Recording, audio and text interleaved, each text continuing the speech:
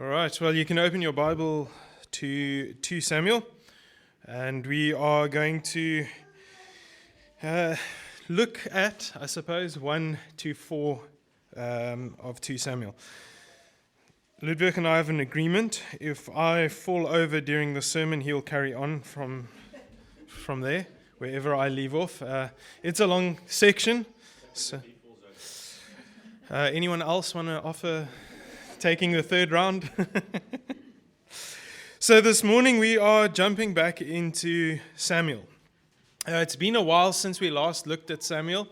I think it was not last year, if I'm not mistaken, the previous year. So it was probably about almost going on 2 years ago.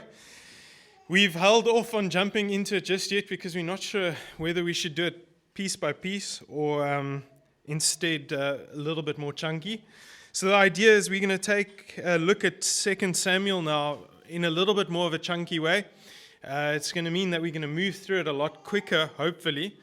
But the other challenge is that we are also going to be moving fast through some of it. So hold on to your seats, and we'll see if we can make sense of passages, particularly like these ones this morning. 1 to 4 Samuel is like the most epic of fighting war movies that you could possibly imagine. I don't know what you have running through your mind. I was told by Zahn I'm not allowed to make reference to too many secular things, but she's not here, so let me quickly make a comment. If you're ever wondering what Game of Thrones is about, 1 to 4 of 2 Samuel is that. If you're wondering what Lord of the Rings could possibly be about, it's something like this. If you're wondering what any war movie that is an epic of all time, it's something like this. In actual fact, I want to say those things fail and are like small compared to this. The start of 2 Samuel is a mess. Really, I can't say much more than that. And part of the reason why we haven't read it this morning is we would be here for another hour just reading. But I do encourage you, if you are a fast reader particularly, take the time to go and read it for yourself. It is really something worth soaking in and just seeing what is taking place. It is phenomenal. Scary, horrible, terrible, confusing, but phenomenal. That this is real events that is accounted for in the Bible. It may be one of those passages that you're already familiar with, that when you think about it, you ask the question, but how can this be part of the Bible? Or how is it possible that God permitted things like this to take place? Or perhaps you've not read it at all, and hence again, I say, try and spend some time reading it. Well, this morning, we are picking up where we left off nearly 2 years ago.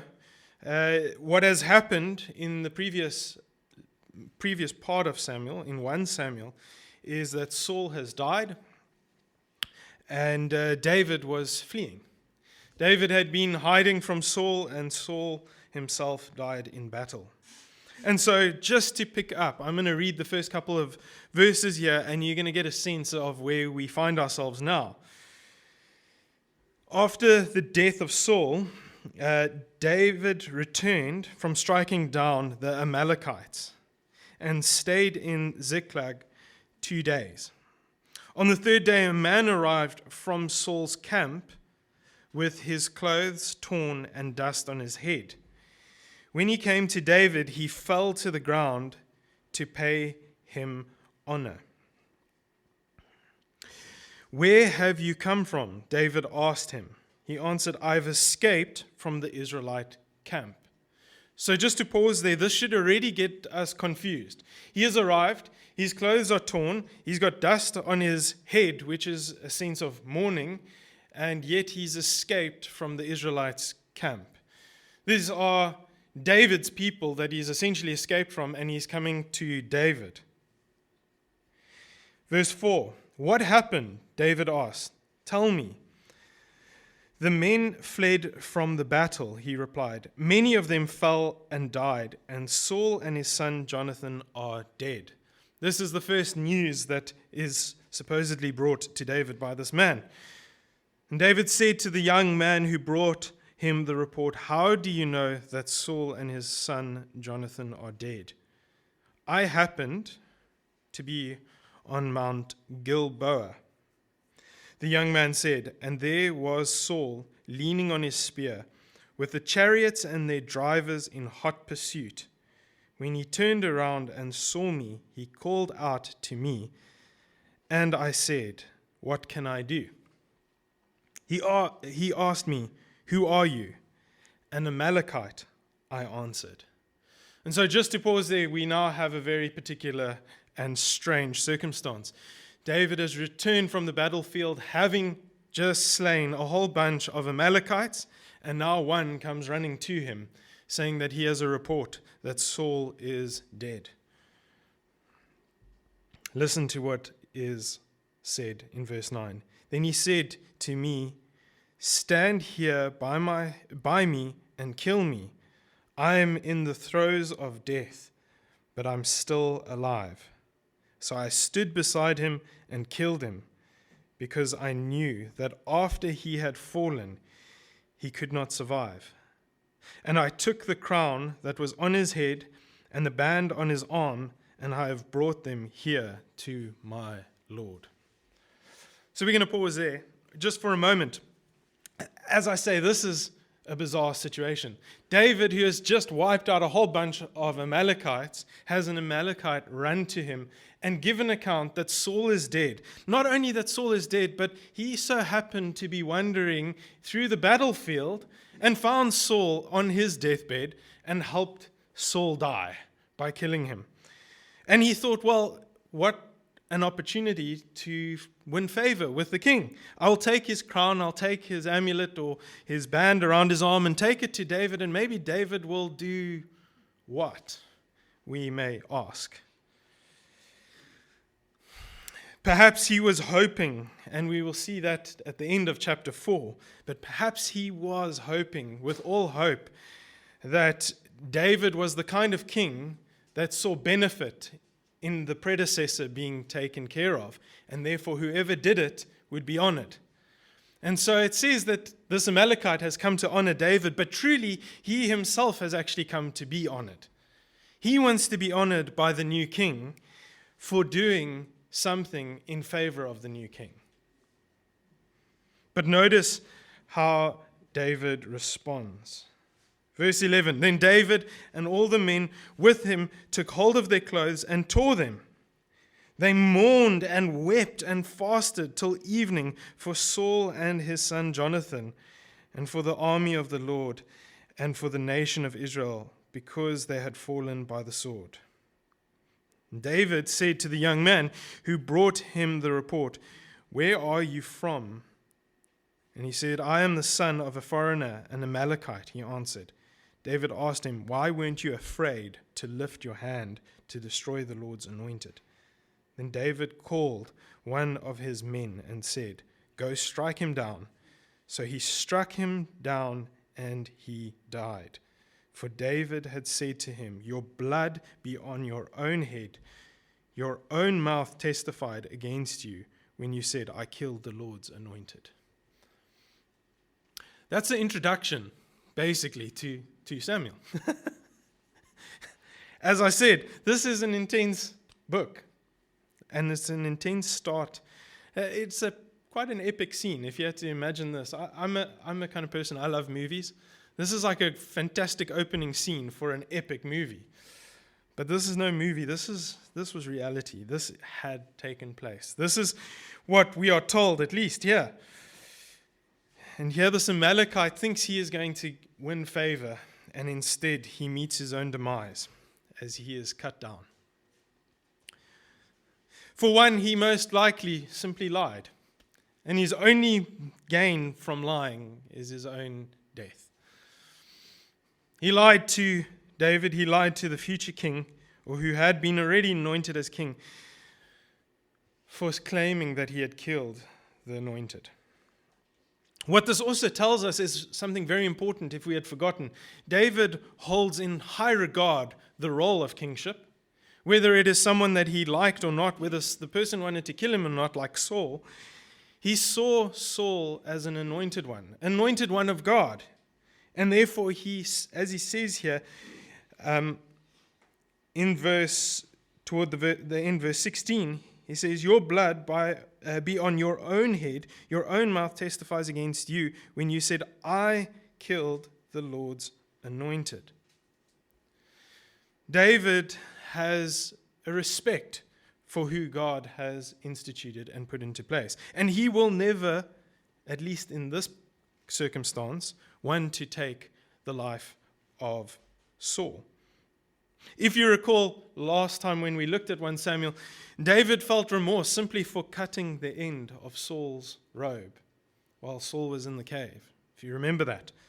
He felt incredibly guilty for having done that because he felt that it was infringing on threatening the life of the one that God had appointed. And so this is the introduction. David still seems to be holding on to that understanding of who a king is and who the king is supposed to be, who God has appointed as king, and he still has love, respect for those in that position. He tears his clothes, he mourns for Saul's loss as well as for Jonathan, keeping in mind him and Jonathan were close. And so, if you want, you can read on and actually read this lament in verses 17 onwards at the end of chapter 1. Quite a powerful lament in many ways. But he really echoes and cries out, and there he highlights who Saul was, he highlights who Jonathan was in his mind in that moment. Not only that, but he kind of requests that everybody learns it and knows it, and knows who Saul was and Jonathan were. So this feels okay, but things start to unravel as we go into the next chapter. The next chapter, we find that David is now anointed, he is made king over Israel, but there is a faction that starts to take place within Israel. Now, if you know the story of Israel, there's two parts of Israel. There's the northern kingdom, there's the southern kingdom. And in many ways, this is where that kind of crack starts to take place in Israel's history. Obviously, if you go and read in 1 Kings, chapter 11, you're going to find the ultimate reason what God says is the actual divide in that kingdom. And it takes place after Solomon's life and death. But here you start to see the foreshadowing of this crack starting to take place. Israel is not what Israel should be. There is a crack that unfolds. David is made king over Judah. He is appointed there. So notice what it does highlight. It says in verse 1, "In the course of time, David inquired of the Lord, shall I go up to one of the towns of Judah?" This is very significant because that region was not necessarily established as it sounds in this point here. Because when it became Judah and Israel, that separation in Israel's history, it only takes place after Solomon. This is an indication that the author is aware of this divide. So as we look at this text, what's so phenomenal is the author is actually using it as a bit of a foreshadow to the divide that's taking place. And this is one of those first cracks in Israel's history. Israel as a nation being split apart. And here, David is made king over Judah. But meanwhile, in verse 8, Abner, son of Ner, the commander of Saul's army, had taken Ishbosheth, son of Saul, and brought him over to Mahanaim. He made him king over Gilead, Ashuri, and Jezreel, and also over Ephraim, Benjamin, and all Israel. So notice this crack that is taking place within Israel. It is Saul's commander Abner who grabs Saul's son, takes him off and appoints him as king in a different area. And so this crack starts to run. I mean, this is where the story becomes more complicated, more epic, more disastrous for everybody involved. So just before we go any further in this, there's key characters that I just want to highlight for us. You've now been introduced to David. We all know David. That's fine. David has a general in charge of his armies, and that person is Joab. Joab is the one that kind of leads David's armies. And then on the other side, you have just heard of Abner, who is the commander of Saul's armies, and Ishbosheth, who is Saul's son. So you've got these kind of opposite figures. You've got Saul's son Ishbosheth, and you've got David now, and then you've got Abner, and you've got Joab. Right. So those are important characters. Joab is with David, Abner is with Ishbosheth. And each of them have their own quirks. And I encourage you to go and read this even further to kind of highlight and see those quirks that they have. You'll find that Abner is quite a strong character. He is obviously hardened by military experience and all sorts of things. It even says that Ishbosheth himself was afraid of Abner. So the king that gets appointed is afraid of the commander of his armies, which is quite funny because who's really then running the show? Joab, a lot less is said about him with regards to the relationship between him and David, but there seems to be a loyalty between David and Joab. And that loyalty runs not skin deep, but blood deep. There is nepotism involved in why Joab and David most likely are so close. Because Joab is his sister's son. So they are connected through the family. Whereas Abner is just a force worth reckoning.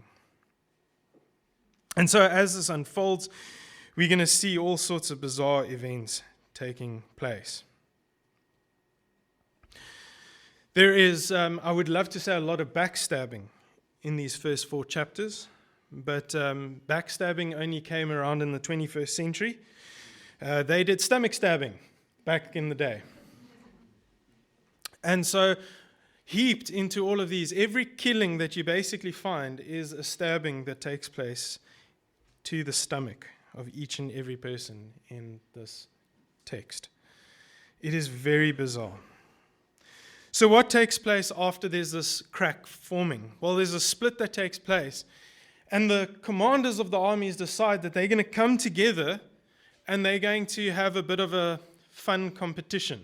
It almost comes across, if you go and dig into the origins of the words, is they're going to have a contest of challenges, almost like a battle of gladiators, in a sense, but a very basic form of that.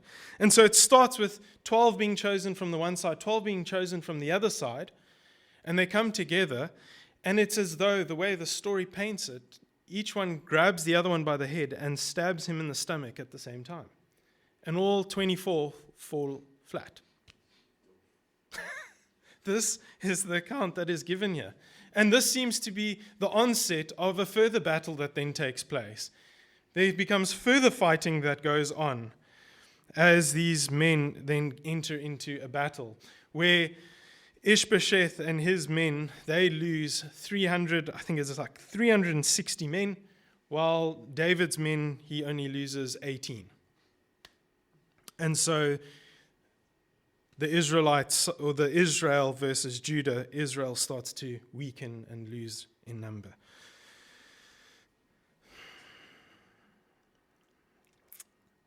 This is stuff that you almost can't believe is in the Bible. Just to highlight that, verse 15 of chapter 2, this is where it says it. So they stood up and were counted off, 12 men of Benjamin and Ishbosheth, son of Saul, and 12 for David. And each man grabbed his opponent by the head and thrust his dagger into his opponent's side, and they fell down together. So that place is Gibeon, was called Helkath Hazurim. Often we can translate it to basically the field of daggers or field of hostility. That is what took place there. And so they continue to battle, and there is all of this fighting that takes place. And it's messy. But what ends up taking place is Abner begins to flee. So Abner, as the commander of the army, he begins to flee. And Joab and his brothers start to pursue. One brother in particular is Asahel. He pursues Abner to the point where Abner, instead of just turning around, Abner is running with a spear, basically thrusts the spear, the back end of the spear, through Asahel, killing him on the spot. I mean, this is brutal stuff. You can go and read the text to actually see how brutal it paints the picture.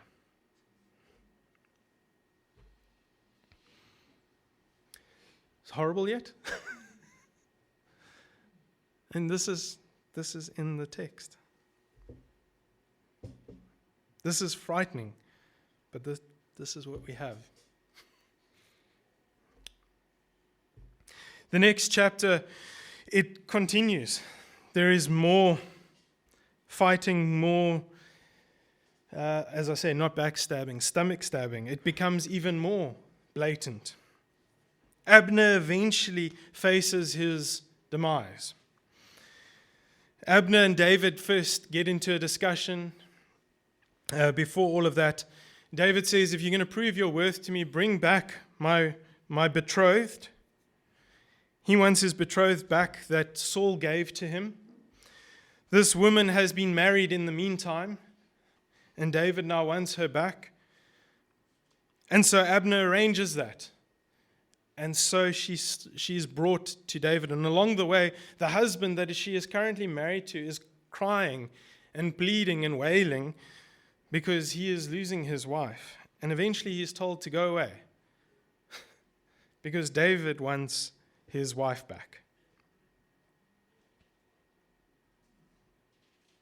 You can't make this stuff up. I feel like everybody's looking at me going, you're talking nonsense. But really, go and read it. And then it carries on where he makes this deal. Abner and David make a deal. And the idea is that Abner and David are going to try and reunite Israel and Judah again, bring them back together. But Joab is livid. He won't have it. He won't hear it.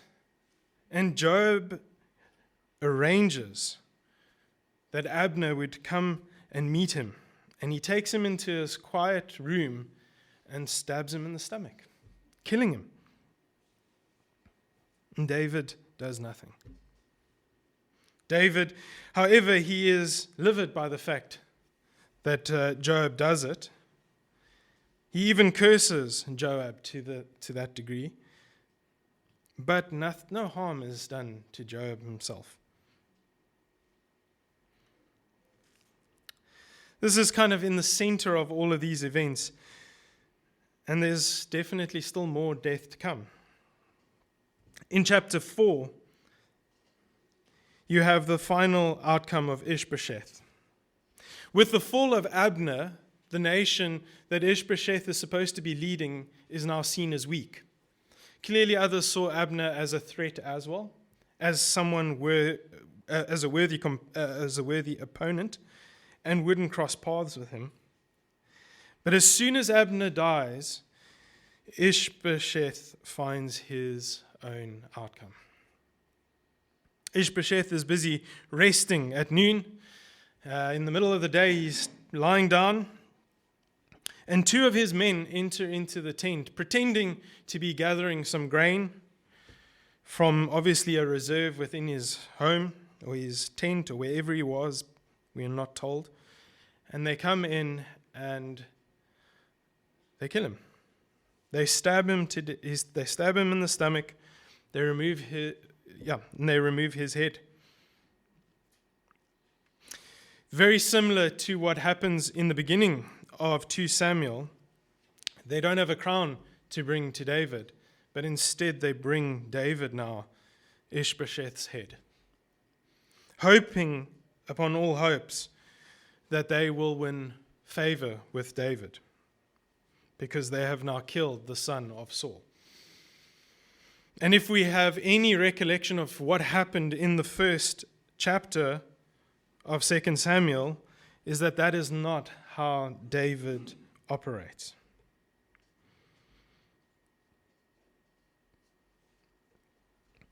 Verse 9 of chapter 4. David answered Rechab and his brother Baanah, the sons of Rimmon, the Beerothite.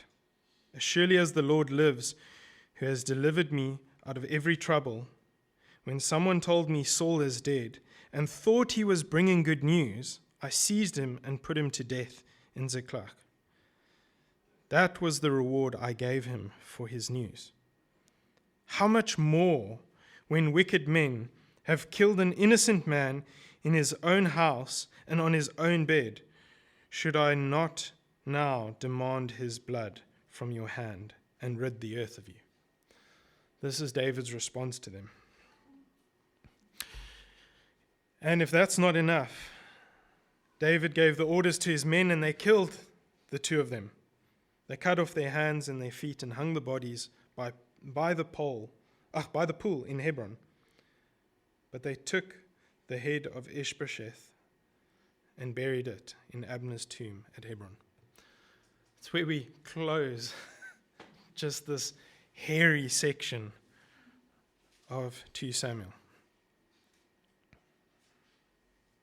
Frightening. This is a power struggle. This is war. This is desire. This is doing whatever it takes to get somewhere. And reading through this, it just left me unsettled. I mean, what do we do with this? Here we have a text that perhaps many of us have read and asked the question, well, what's the purpose of this? Why do I need to know all of these details? They feel so violent and so harsh. Well, in some ways, it really does expose our humanity. It exposes us for what measures we will sometimes go to, maybe not as extreme as this, but when power and kingdoms are in play, we will go to whatever measure it is to gain more, to take more.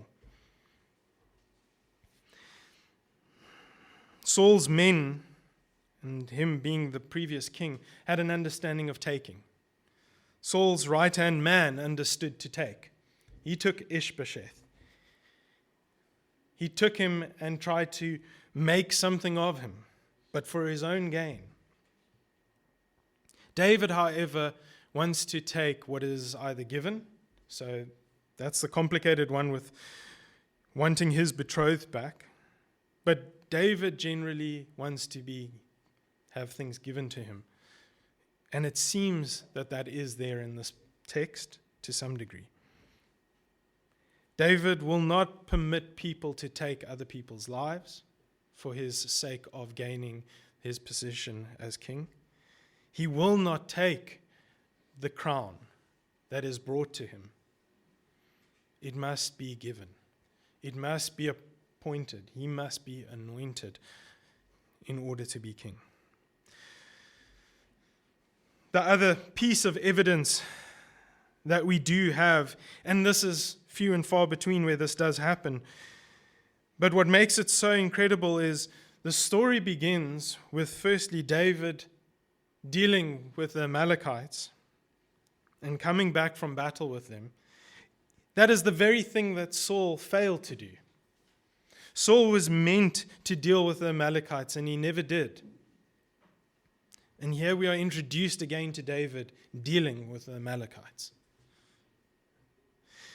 Beyond that, when times got tough, Saul took matters into his own hands, seeking his own guidance, his own wisdom. Whereas in chapter 2, Verse 1, in the course of time, David inquired of the Lord, shall I go up to one of the towns of Judah? He inquires of the Lord in this section. A king after God's own heart should be one inquiring, waiting for God's lead. That doesn't make David by any means completely blameless. There are many things in this text, as I say, if you go and read, that might put him into a bit of question as to who and what he is actually up to and doing. But when you look at this passage, you do see the reality and the brokenness within Israel, within God's people, within the very desires of a man's heart. Everything that is done here, and not just by David, but by those around him, are for personal gain, for growth, for power, for establishment. We're not that different today. A lot of our actions are still driven by what can I benefit from it? What will I get out of it? These power plays within society, maybe not nearly as violent as this, but driven by self-preservation, desires, opportunities.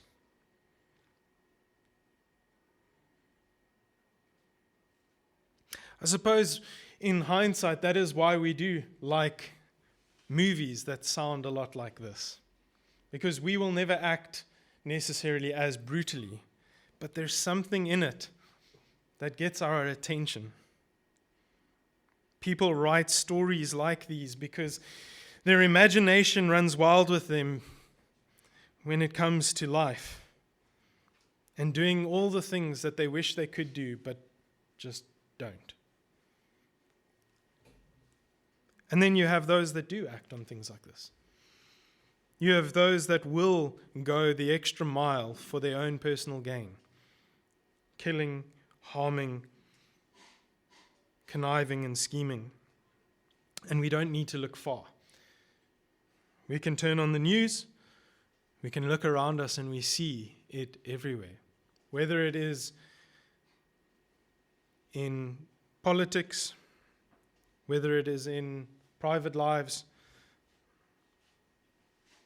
there are schemes and planners and scammers and all sorts of people out there.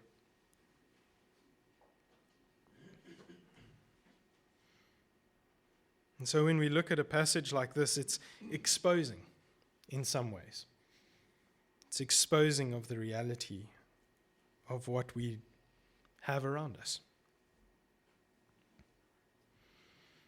So what do we make of this? This is not one of those passages that you just open and find a clear application for. And I think it is purely that when you open it, we need to feel a sense of exposure, that it leaves us feeling a bit uncomfortable. The brutality of it all makes us aware of our broken humanity. And I think that is a crucial aspect of it. That when you look at this passage, you almost can't believe that man can be so terrible, so destructive. And then to realize that the God that we serve, the King that we serve, has come to set things straight.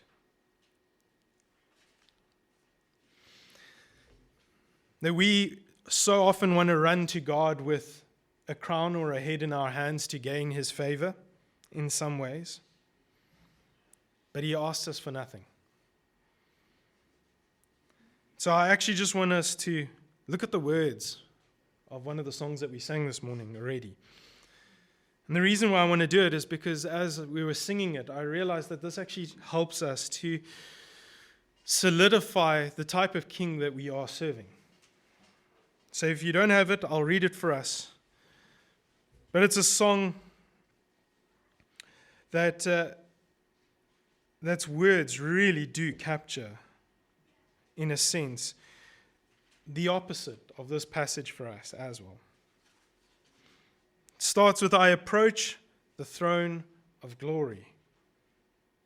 Nothing in my hands I bring,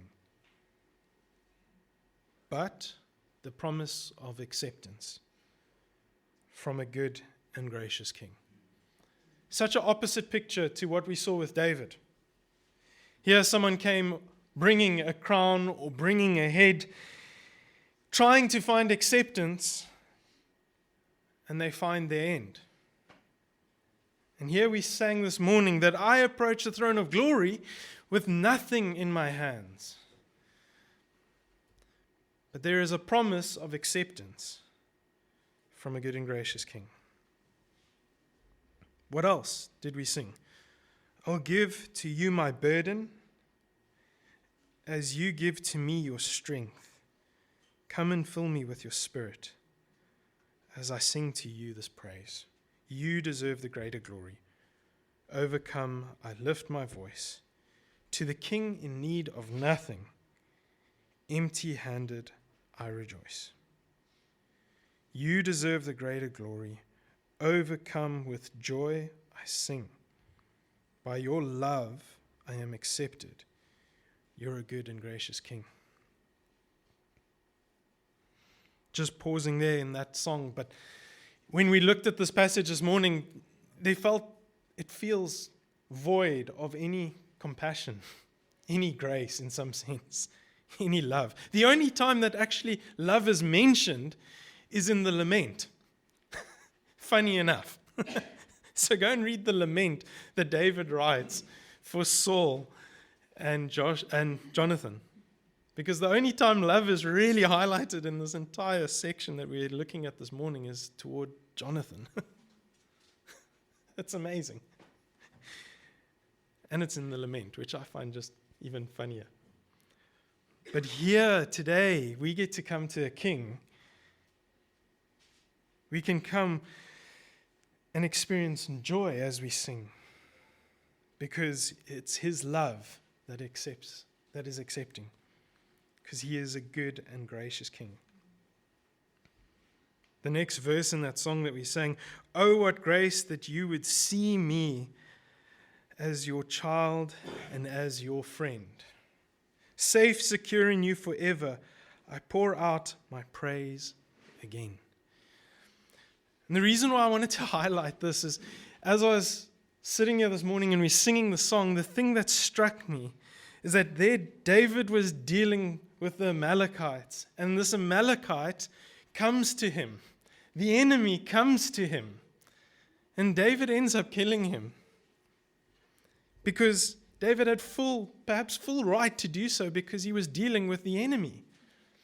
We sitting here are, at some point in our life, we were the enemy. And how has he dealt with us? Not as we deserve, but with grace, with love, with acceptance. What a King we serve today. This King that we read this morning was an earthly king, fallible, broken, and all the stories around him feel that way. But when we come to Jesus Christ, who is the true King, doesn't matter whether you are like an Amalekite, a Gentile, an outsider, but he draws you in and he makes you a friend. He makes you his child. What a beautiful picture of a King that we serve. And we kind of have to see the negative side of it to actually truly feel the weight of the positive side of it. We really have to feel how devastating this world would be without a Savior in order to really experience and enjoy and understand what He has saved us from and for. And then how do we respond to that? Holy, holy, holy, Lord Almighty, good and gracious, good and gracious. Let's stand and sing that song. Amen.